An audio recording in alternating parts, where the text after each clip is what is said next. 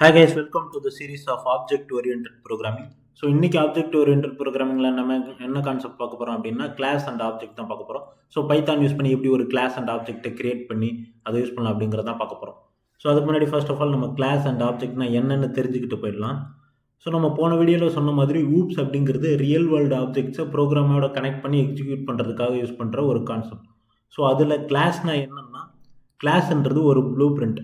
அதாவது இப்போ எனக்கு ஒரு வீடு கட்டணும் அப்படின்னா முதல்ல நான் பேசிக்காக அது எப்படி இருக்கணும்னு ஒரு பிளான், அதாவது ஒரு டிசைன் பண்ணுவேன். அதை தான் நான் வந்து கிளாஸ் அப்படின்னு சொல்லுவேன். அந்த டிசைனை வச்சு என்னால் மல்டிபிள் ஆப்ஜெக்ட்ஸை உருவாக்க முடியும்.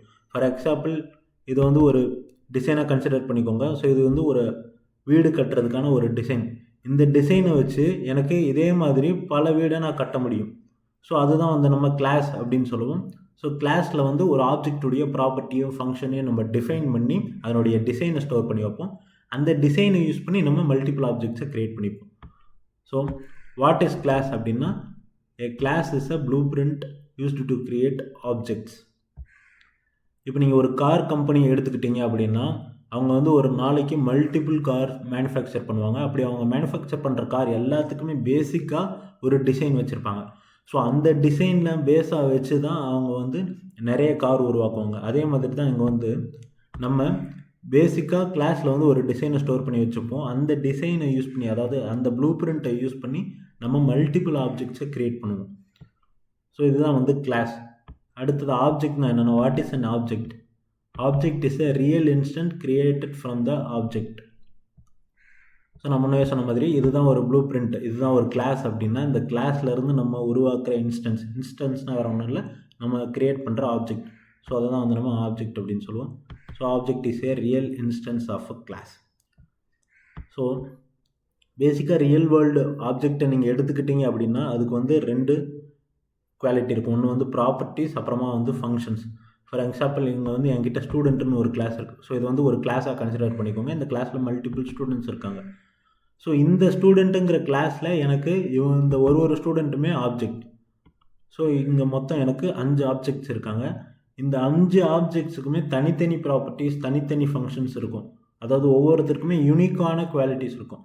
ஃபார் எக்ஸாம்பிள் ஏஜ்ன்றது ஒரு ப்ராப்பர்ட்டியாக எடுத்துக்கிட்டோன்னா இங்கே இருக்கிற 5 ஸ்டூடெண்ட்டுக்குமே எனக்கு வந்து வேறு ஏஜ் இருக்கும். அதே மாதிரி நேம் எடுத்துக்கிட்டோம்னா இங்கே எனக்கு வந்து நேம் யூனிக்காக இருக்கலாம், இல்லை சேமாகவும் இருக்கலாம், ஆனால் டிஃப்ரெண்ட் ஆப்ஜெக்ட்ஸ். இப்போ ஒரே பேர் வந்து 2 பேருக்கு இருக்கிறதுனால அவங்க வந்து ஒரே ஆப்ஜெக்ட் கிடையாது, 2 பேருமே டிஃப்ரெண்ட்டான ஆப்ஜெக்ட்ஸ். ஸோ இப்படி தான் நம்ம வந்து கிளாஸ்க்குள்ளே ஆப்ஜெக்ட்ஸை க்ரியேட் பண்ணுவோம். ஸோ நம்மளால் சிங்கிள் ப்ராப்பர்ட்டி வச்சுட்டு, அதான் இந்த ஏஜ், நேம், கிரேட், இது வந்து நம்ம டிசைன் அப்படின்னு சொல்லிக்கலாம். ஒரு ஸ்டூடெண்ட்டுக்கு இதெல்லாம் இருக்கணும், ஏஜ் இருக்கணும், நேம் இருக்கணும், கிரேட் இருக்கணும், நம்ம வந்து ஒரு டிசைன் பண்ணி வச்சுக்கிறோம். இந்த டிசைன்லேருந்து நம்ம மல்டிபிள் ஆப்ஜெக்ட்ஸ், அதாவது மல்டிபிள் ஸ்டூடெண்ட்ஸை வந்து நம்ம உருவாக்குறோம். ஸோ இதுதான் வந்து கிளாஸ் அண்ட் ஆப்ஜெக்ட்ஸ். இதை பைத்தான் ப்ரோக்ராம் யூஸ் பண்ணி எப்படி பண்ணலாம் அப்படிங்கிறத பார்க்கலாம். ஸோ ஃபர்ஸ்ட் உங்கள் பைத்தான் ஐடி ஓப்பன் பண்ணிக்கோங்க. ஸோ நாங்கள் என்ன பண்ண போகிறோம்னா ஒரு கிளாஸ் க்ரியேட் பண்ண போகிறேன். அந்த கிளாஸ் க்ரியேட் பண்ணுறதுக்கான கீவேர்டு என்னென்னா பைத்தானில் வந்து கிளாஸ். So class. இப்போ நான் என்ன கிளாஸ் க்ரியேட் பண்ண போகிறேன்னா அந்த கிளாஸினுடைய நேம் கொடுத்துக்கலாம். ஃபார் எக்ஸாம்பிள் நான் முன்னாடியே சொன்ன மாதிரி நான் வந்து ஒரு ஸ்டூடெண்ட் கிளாஸ் க்ரியேட் பண்ண போகிறேன். அதனால் நான் ஸ்டூடெண்ட் அப்படின்னு கொடுத்துக்கிறேன். ஸோ ஸ்டூடெண்ட் அப்படின்னு கொடுத்தோன்னா இப்போ எனக்கு ஸ்டூடெண்ட்டுன்ற பேரில் ஒரு கிளாஸ் க்ரியேட் ஆகிடுச்சு. ஸோ நல்லா ஞாபகம் வச்சுக்கோங்க, பைத்தானில் கிளாஸ் க்ரியேட் பண்ணுறதுக்கான கீவேர்டு வந்து கிளாஸ். அண்ட் நீங்கள் அந்த கிளாஸ் கீவேர்டுக்கு பக்கத்தில் நீங்கள் என்ன கிளாஸ் க்ரியேட் பண்ண விரும்புகிறீங்களோ அதனுடைய பேர் கொடுத்துக்கலாம். இந்த பேர் வந்து யூசர் டிஃபைன் தான், நீங்கள் இங்கே என்ன பேர் வேணால் கொடுத்துக்கலாம். இப்போ நான் ஸ்டூடெண்ட்டுன்ற கிளாஸ் க்ரியேட் பண்ணுறதுனால ஸ்டூடெண்ட் அப்படின்னு கொடுத்துருக்கேன். இதே நான் வந்து ஒரு கார் கிளாஸ் க்ரியேட் பண்ணுறேன், ஒரு டேபிள், சேர், இந்த மாதிரி உங்களுக்கு என்னென்ன கிளாஸ் வேணுமோ அதை நீங்கள் டிஃபைன் பண்ணிக்கலாம். ஸோ அடுத்ததாக கீழே, ஸோ இப்போதைக்கு இந்த வீடியோவில் நான் எதுவும் கிளாஸ்க்குள்ளே பண்ண போகிறதில்ல, அதனால் நான் பாஸ் கொடுத்துக்கிறேன். ஸோ ஏன்னா நம்ம பார்க்க வேண்டிய பேசிக்கான விஷயம் இருக்குது, அதெல்லாம் முடிச்சுட்டு நம்ம கிளாஸ்க்குள்ளே வரலாம். ஸோ இப்போ எனக்கு ஸ்டூடெண்ட் அப்படின்ற ஒரு கிளாஸ் க்ரியேட் ஆகிடுச்சு. இந்த ஸ்டூடெண்ட்டுக்கு என்ன வேணும்னா ஆப்ஜெக்ட் வேணும். ஸோ நம்ம இந்த ஸ்டூடெண்ட்டை தான் நம்ம வந்து ப்ளூ பிரிண்ட் அப்படின்னு சொல்லுவோம். ஸோ இப்போ நம்மக்கிட்ட ஒரு ப்ளூ பிரிண்ட் இருக்குது. அந்த ப்ளூ பிரிண்ட் வச்சு நம்ம ஒரு ஆப்ஜெக்ட் க்ரியேட் பண்ண போகிறோம். ஸோ அதை எப்படின்னு பார்க்கலாம். ஸோ ஃபர்ஸ்ட் அதுக்கு நம்மளுக்கு என்ன ஆப்ஜெக்ட் வேணுமோ அந்த ஆப்ஜெக்டான நேமை நம்ம கொடுத்துக்கலாம். ஸோ அது யூசர் டிஃபைன் தான், நம்ம கொடுக்குறது தான். இப்போ நான் வந்து ஸ்டூடெண்ட் கிளாஸுக்கு ஆப்ஜெக்ட் க்ரியேட் பண்ணுறதுனால நான் வந்து S1 S2ன்னு நான் கொடுத்துக்கிறேன். S1 S2 S3. So S1 S2 S3ன்னு நான் இங்கே வந்து 3 ஆப்ஜெக்ட் க்ரியேட் பண்ண போகிறேன். ஸோ இதுதான் என்னுடைய ஃபஸ்ட் ஆப்ஜெக்டுடைய பேர் S1. ஸோ நான் வெறும் S1ன்னு கொடுக்குறதுனாலே அது அந்த கிளாஸினுடைய ஆப்ஜெக்ட் ஆகிடாது. நான் அந்த ஆப்ஜெக்டை அந்த கிளாஸுக்கு அசைன் பண்ணணும். ஸோ அதை எப்படி பண்ணலாம்னா ஈக்குவல் டு, இப்போ நம்ம கிளாஸோடைய நேம் கொடுத்துக்கலாம். ஸோ என் கிளாஸோடைய நேம் என்ன, student followed by parenthesis, open and close parenthesis. So இப்படி கொடுக்கறது மூலயமா என்ன ஆகும்னா, இந்த ஸ்டூடெண்ட்டுன்ற கிளாஸில் நான் S1 அப்படிங்கிற ஒரு ஆப்ஜெக்டை நான் க்ரியேட் பண்ணிட்டேன். அதே மாதிரி நம்ம ரெண்டாவது ஸ்டூடெண்ட்டுக்கும் கொடுத்துக்கலாம். ஸோ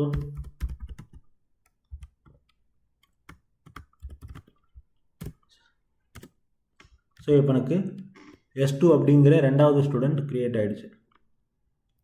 அடுத்ததாக மூணாவது ஸ்டூடெண்ட்.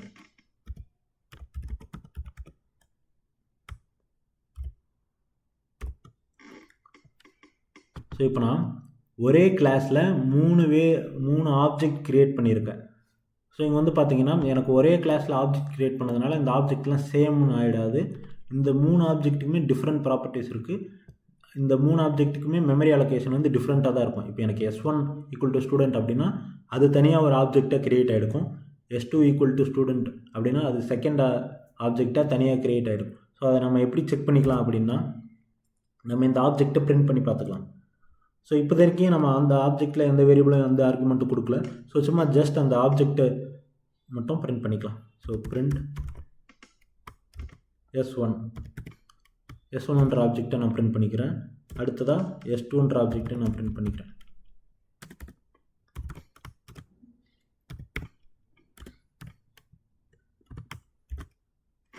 ஸோ இப்போ நான் பிரிண்ட் S1 பிரிண்ட் S2 கொடுத்து 2 ஆப்ஜெக்டையும் நான் பிரிண்ட் பண்ணுறேன். என்ன ஆகுதுன்னு பார்க்கலாம்.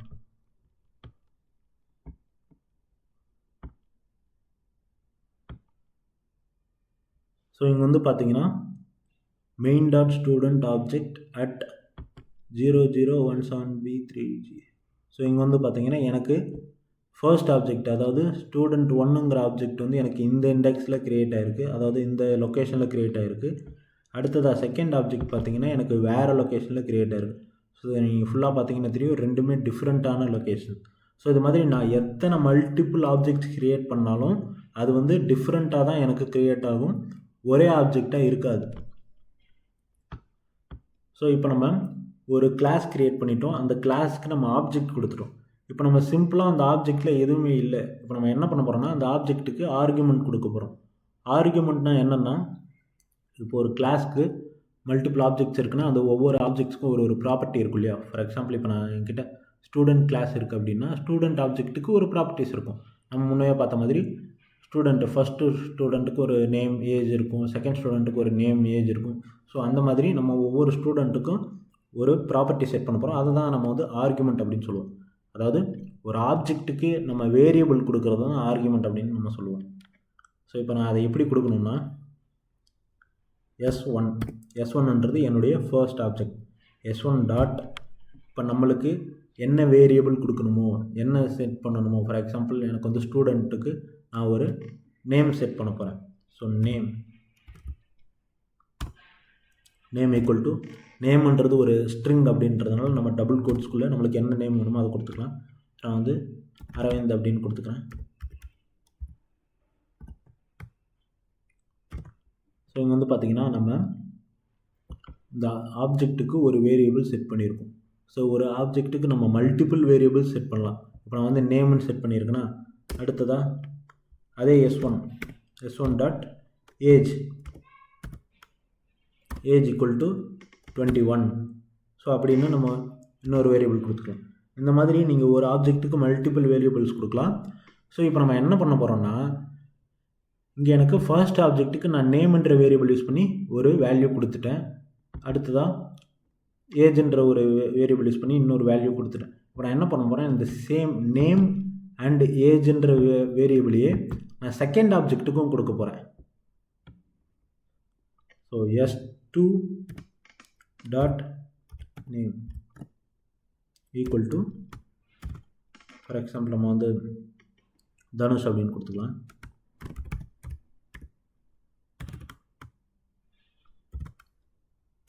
இப்போது s2 dot age equal to அதே 22ன்னு கொடுத்துக்கலாம். நம்ம 21 கொடுக்கலாம், பிரச்சனை இல்லை. ஸோ 22. ஸோ இப்போ பார்த்தீங்கன்னா நான் ஃபர்ஸ்ட் ஆப்ஜெக்ட்டுக்கும் அதே வேரியபிள் தான் யூஸ் பண்ணியிருக்கேன், நேம்ன்ற வேரியபிள். செகண்ட் ஆப்ஜெக்ட்டுக்கும் அதே வேரியபிள் தான் யூஸ் பண்ணியிருக்கேன். ஸோ இப்போ என்ன ஆகும், ஒரே வேரியபிள் நேம் வந்து நம்ம மல்டிபிள் ஆப்ஜெக்ட் யூஸ் பண்ணுறோமே, சேம் நேமு, அப்போ எரர் காமிக்கணும். அதுதான் இல்லை, நம்ம முன்னவே சொன்ன மாதிரி இங்கே ஒரு ஆப்ஜெக்ட்டுமே தனித்தனியாக தான் க்ரியேட் ஆக போகுது, தனித்தனி மெமரி லொக்கேஷன் தான் க்ரியேட் ஆக போகுது. ஸோ நம்ம நேம்ன்றது ஒரு காமனான ப்ராப்பர்ட்டி. அந்த நேமுக்கு நம்ம டிஃப்ரெண்ட்டான ஆர்குமெண்ட் பாஸ் பண்ண போகிறோம். ஸோ S1க்கு நான் ஒரு பேர் கொடுத்துருக்கேன், S2க்கு அதே நேம்ன்ற வேரியபிள் யூஸ் பண்ணி நம்ம டிஃப்ரெண்ட்டான நேம் கொடுக்கலாம். டிஃப்ரெண்ட்டான நேம் இன் த சென்ஸ் தனி வேல்யூ. இதே இடத்துல நீங்கள் அரவிந்தனும் கொடுத்துக்கலாம். ஸோ அது வந்து தனி வேல்யூவாக தான் எடுத்துக்குமே தவிர ஒரே வேல்யூவாக எடுத்துக்காது, ஏன்னா both are different objects. So இப்படி தான் நம்ம வந்து கிளாஸில் ஒரு ஆப்ஜெக்டை யூஸ் பண்ணி, அதாவது சேம் ப்ராப்பர்ட்டிஸ் யூஸ் பண்ணி நம்ம மல்டிபிள் ஆப்ஜெக்ட்ஸ் நம்ம க்ரியேட் பண்ணலாம். இதே மாதிரி நான் வந்து மல்டிபிள் ஆப்ஜெக்ட்ஸ்க்கு நான் ஒரே வேரியபிள் யூஸ் பண்ணி கொடுக்கலாம். ஸோ இப்போ நான் என்ன பண்ண போகிறேன்னா பிரிண்ட் பண்ணிக்கிறேன். ஸோ எனக்கு வந்து என்ன பிரிண்ட் ஆகும்னா print first S1 name print பண்ணிக்கிறேன். அடுத்ததாக பிரிண்ட் S2 நேம்.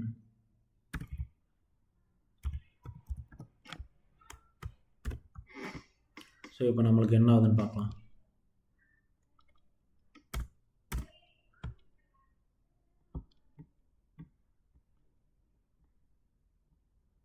ஸோ இங்கே வந்து பார்த்தீங்கன்னா ஃபர்ஸ்ட் ஆப்ஜெக்டுடைய நேம் எனக்கு தனியாக பிரிண்ட் ஆகிருக்கு, செகண்ட் ஆப்ஜெக்டுடைய நேம் எனக்கு பிரிண்ட் ஆகிருக்கு. ஸோ இப்படி தான் பார்த்தீங்கன்னா நம்ம ஒரே வேரியபிள், அதே ஒரே ஆர்குமெண்ட்டை நம்ம டிஃப்ரெண்ட் ஆப்ஜெக்ட்டுக்கு நம்ம யூஸ் பண்ணிக்கலாம். ஸோ அதே மாதிரி ஒரே ஆப்ஜெக்ட்டுக்கு நம்ம மல்டிபிள் ஆர்குமெண்ட்ஸும் பாஸ் பண்ணிக்கலாம். இங்கே நேம்னு ஒரு ஆப்ஜெக்ட் இருக்குது, இதே இடத்துல நம்ம வந்து இங்கே S2 டாட் நேம் எடுத்துகிட்டு S1 டாட் ஏஜ்னு கொடுக்கலாம். ஏஜ்.